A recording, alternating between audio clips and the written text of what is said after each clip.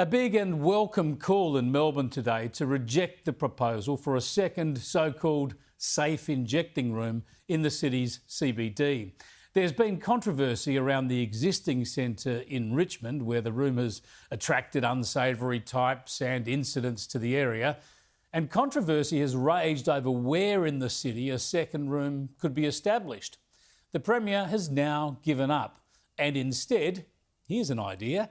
Instead, she's going to establish a health centre that is going to help treat people's medical conditions and assist them get over any addictions they might have. Instead of helping people inject illicit drugs, helping them get off the drugs. Here's the Victorian Health Minister. There is a lot of division within the community around this issue. And what I want to be able to do is make sure that we're getting on with the practical support that people need on the ground, some of the most vulnerable people in our community. And I don't want to waste time on a continuation of a divisive debate within the CBD that only serves to further stigmatise people who we should be concentrating our efforts on helping them turn their lives around. Yeah, it's a good move, but it makes you wonder about these lefties, doesn't it? That it takes them so long to come to a common sense approach. I mean, it's only long-running community opposition to their radical left, soft on crime agenda that's forced them to take a grown-up approach. The opposition certainly didn't miss. Drug and alcohol use across our state is rising, not falling.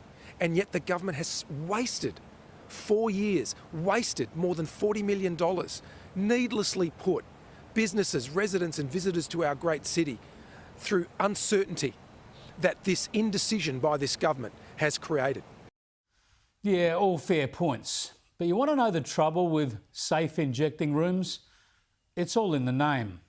They're not safe. Injecting illicit drugs into your body is not safe.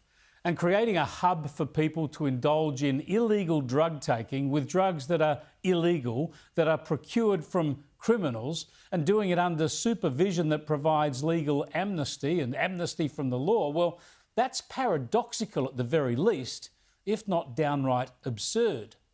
Sure, it might make an individual episode of drug taking safer, but it sends all the wrong messages about illicit drugs being somehow safe to inject under the supervision of the state. It can only, in the end, encourage drug taking, or at least reduce the resistance to drug taking.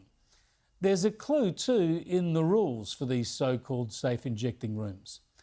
They ban smoking in them.